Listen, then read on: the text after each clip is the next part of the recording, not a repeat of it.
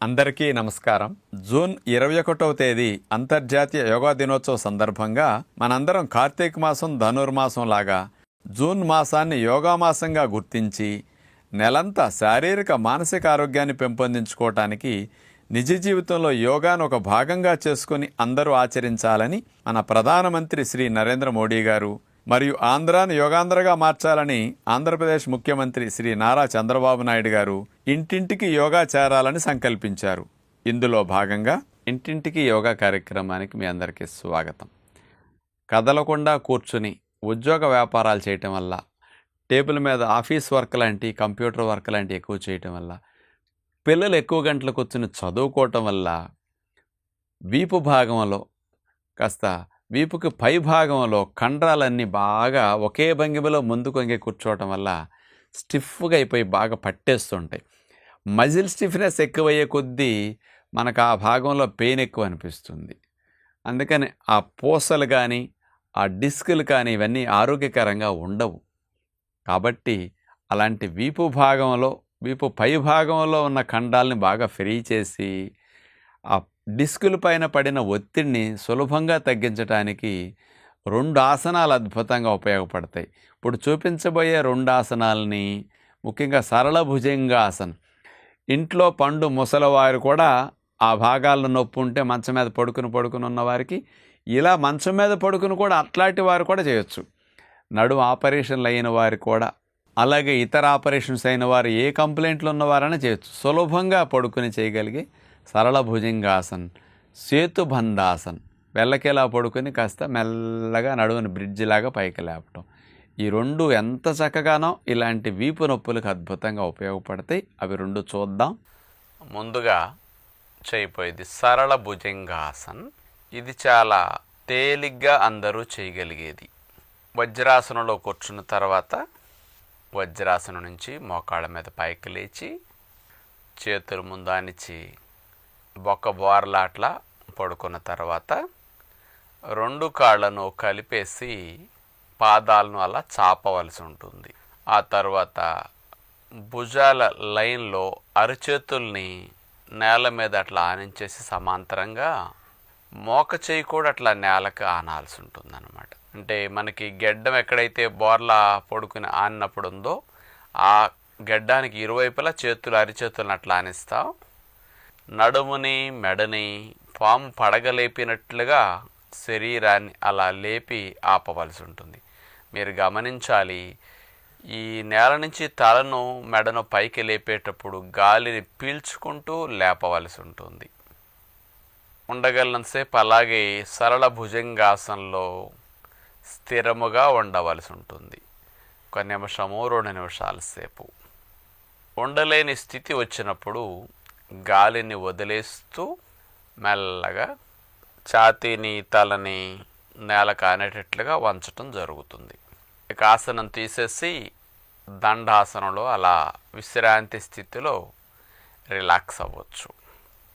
ఈ సరళ భుజంగాసన్ని మరొకసారి రిపీట్ చేసుకుంటే మంచిది.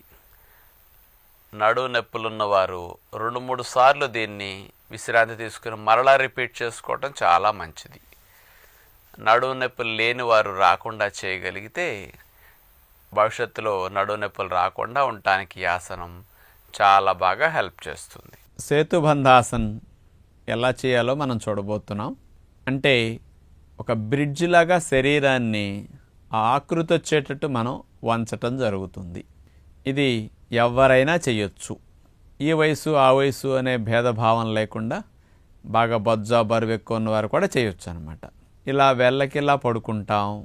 కాళ్ళని దగ్గరకు చాపి చేతులను కూడా అరిచేతుల్ని తొడల కింద అట్లా పెట్టేసుకుంటాం. తర్వాత మెల్లగా 2 కాళ్ళను మడిచి పాదం నేల కానేటట్లా పెట్టుకుంటాం. ఇప్పుడు చేతుల్ని నేలకి నొక్కుతూ నడుము భాగాన్ని, సీటు భాగాన్ని మెడ దగ్గర నుంచి మోకాళ్ళ వరకు ఇట్లా పైకి లేపి అలా ఉంచుతాం. ఇలా ఇంకొంచెం బలంగా లేపాలి అన్నప్పుడు చేతులు గుప్పుడు మూసేసి చేతుల్ని నేలకు వేసి నొక్కుకుంటూ ఇలా శరీరాన్ని పైకి ఒక బ్రిడ్జ్ లాగా వచ్చేటట్టు బెండ్ చేస్తామన్నమాట.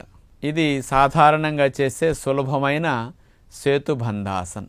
ఇంకా ఎవరికైనా సరే నాకు నడుము బాగా వంగుతుంది, ఫ్లెక్సిబిలిటీ ఎక్కువ ఉంది అన్నవారైతే ఈ ఆసనంలో ఇంకా మంచి స్థితి రావాలి అన్నప్పుడు పాదాలను ఇంకొంచెం వెనక్కి లాక్కుని చేతి వేళ్ళకు అందే వరకు పాదాలను అట్లా లాక్కుంటాం. చేతి వేళ్లతో గుత్తి భాగాన్ని అలా పట్టుకుని చేతుల్ని నేలకేసి నొక్కుతూ ఇంకా బాగా పైకి లేపుతాం అన్నమాట నడువుని.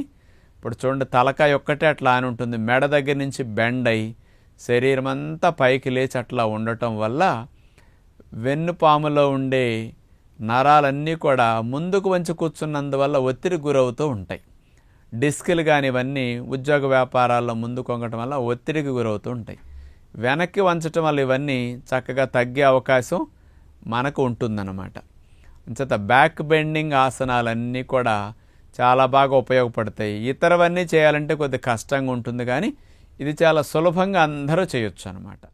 ఆ వీపు భాగంలో కండరాలు బాగా టైట్ అయి నొప్పిగా ఉన్న వారికి మనకి ఆవ నూనె ఒరిజినల్ క్వాలిటీది గానుగాడించి తెప్పించుకుని ఆవ నూనెలో ముద్ద కర్పూరం వేసేస్తే కరిగిపోతుంది. ఆ కరిగిన ఆయిల్ని ఇంట్లో ఉంచుకుని ఆయిల్ని అంత తీసుకుని వేడి చేయండి. ఆ వేడివేడిగా ఉన్న ఆయిల్ని కాస్త వీపు భాగం మీద కొద్దిగా కాలకుండా వేడి చూసుకుని ఆ వేడి నూనె వేసి కొద్దిగా మర్దన చేసుకోండి, ఆ వీపు భాగంలో ఉండే మజిల్ రిలాక్సేషన్ కోసం. అలా ఆయిల్ 5-10 నిమిషాలు అట్లా రాసి మర్దం చేసుకున్నాక వేడి నీళ్ళ గుడ్డ పెట్టి కాపడం పెట్టేసుకోండి, వేడి నీళ్ళ బ్యాగ్తో కానీ. ఇలా రోజుకొకసారి చేస్తూ ఇప్పుడు చూపించిన ఆసనాలు కనుక 2 పూట్ల అభ్యాసం చేస్తే 10-15 రోజుల్లో ఆ వీపు నొప్పి బాగా తగ్గిపోతుంది. ఆ మజిల్ స్టిఫ్నెస్ తగ్గి మీరు ఉద్యోగంలో ఇంకా 4 గంటలు ఎక్కువ కూర్చొని పనిచేసినా మీకు వీపు భాగం అసౌకర్యం లేకుండా హాయిగా ఉంటుందన్నమాట. కొంతమంది ప్రయాణాల్లో కానీ డ్రైవింగ్లో కానీ బట్టలు గుంజేటప్పుడు కొన్ని రకాల వృత్తి పనులు కూర్చుని వంగి చేసే ఉంటాయి కదా, అలాంటి వాటిలో కూడా వీపు నొప్పి వచ్చి చాలామందికి పనికి ఆటంకం కలుగుతుంది. అలాంటి పనుల్లో ఆటంకాన్ని తొలగించుకుని మీరు బాగా చేయటానికి ఇలాంటి యోగా బాగా ఉపయోగపడుతుంది. మానకొండ ఈ 2 ఆసనాలను అభ్యాసం చేయండి. నమస్కారం.